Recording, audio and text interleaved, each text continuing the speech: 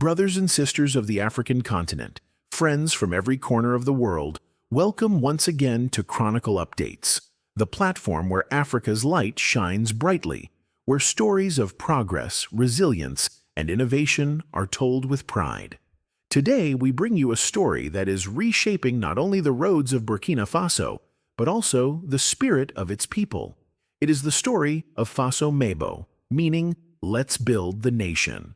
A project that is more than construction, more than development. It is a call to unity, a call to responsibility, and a call to write history with our own hands. Faso Mabo was launched in October 2024 under the leadership of President Ibrahim Traore. Its vision is simple yet powerful: to restore, rehabilitate, and pave thousands of kilometers of roads across Burkina Faso, while improving urban infrastructure and beautifying the spaces where people live. But what makes Faso Mabo truly remarkable is not only the scale of the project, nor the heavy machinery purchased for the work. It is the way it has mobilized an entire population, young and old, men and women, students and elders, to rise together and contribute voluntarily to nation building. This, more than anything else, is what makes Faso Mabo a project of the people. From the very first days, one could see the spirit of collective effort.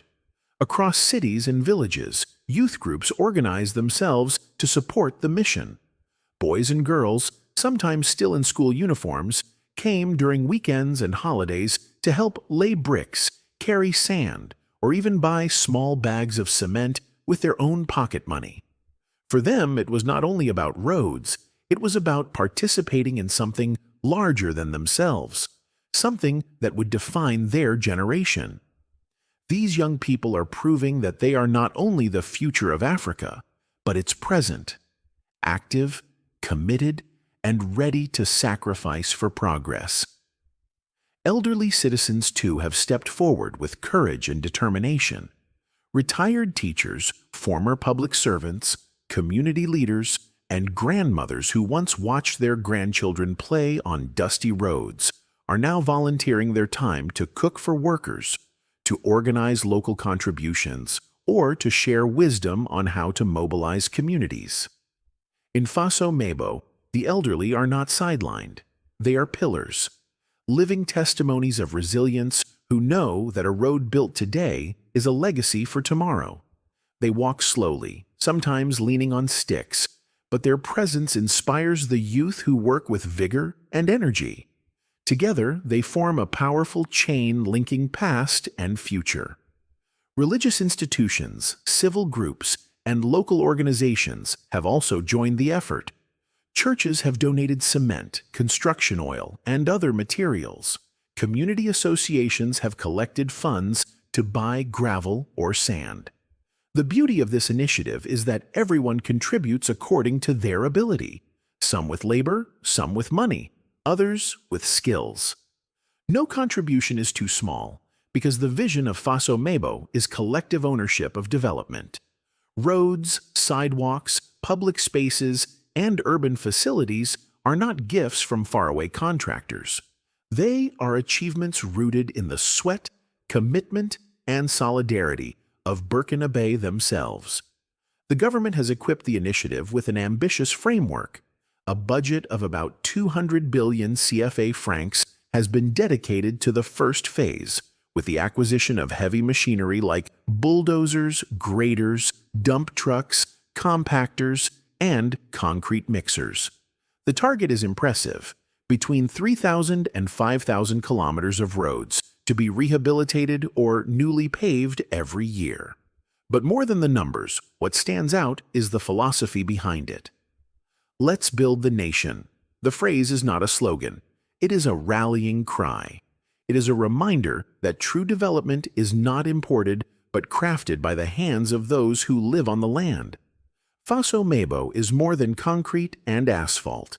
It is about dignity. It is about a people who refuse to wait endlessly for outside solutions, who choose to act instead of lament. In many communities, school children have taken part in planting trees along newly built sidewalks, creating green corridors that will provide shade, beauty, and oxygen for decades to come. In towns, youth collect plastic bottles and waste before construction begins, transforming dirty spaces into clean foundations. Women's groups organize food and water for volunteers, ensuring that the strength of the workers is sustained. Each effort, no matter how modest, becomes a building block in the greater vision of a self-reliant nation. Brothers and sisters of the African continent, friends from every corner of the world, welcome once again to Chronicle Updates, the platform where Africa's light shines brightly, where stories of progress, resilience, and innovation are told with pride. Today, we bring you a story that is reshaping not only the roads of Burkina Faso, but also the spirit of its people. It is the story of Faso Mabo, meaning Let's Build the Nation. A project that is more than construction, more than development.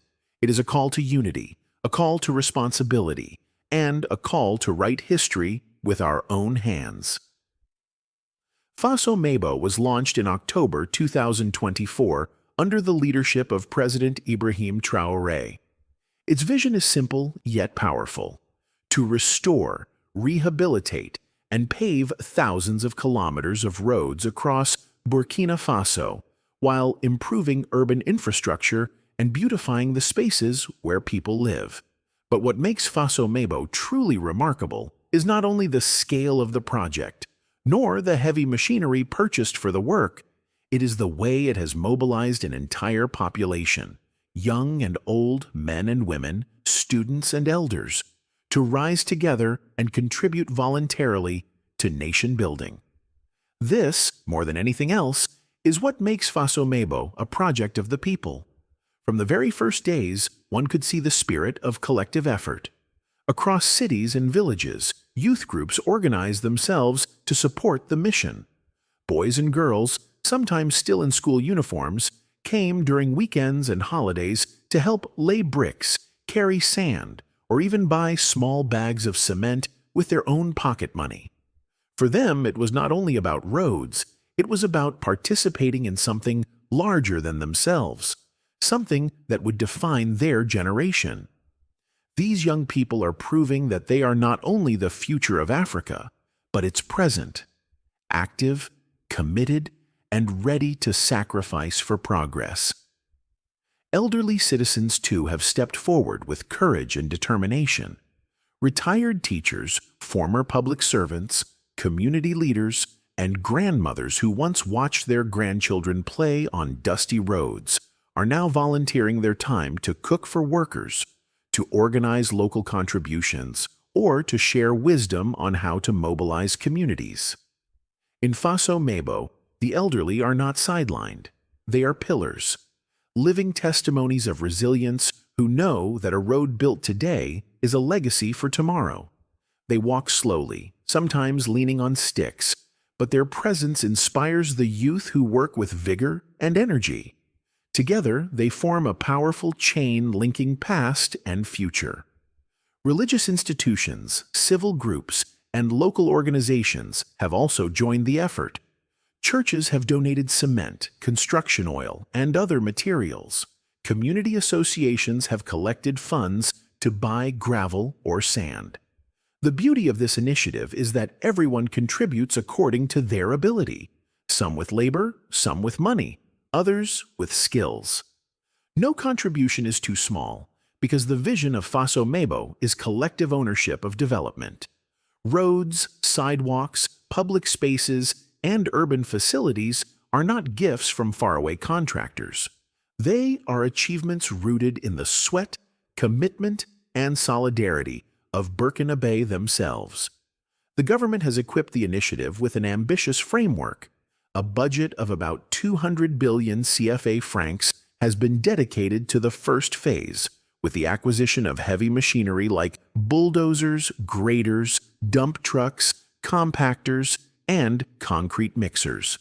The target is impressive: between 3,000 and 5,000 kilometers of roads to be rehabilitated or newly paved every year. But more than the numbers, what stands out is the philosophy behind it. Let's build the nation. The phrase is not a slogan. It is a rallying cry.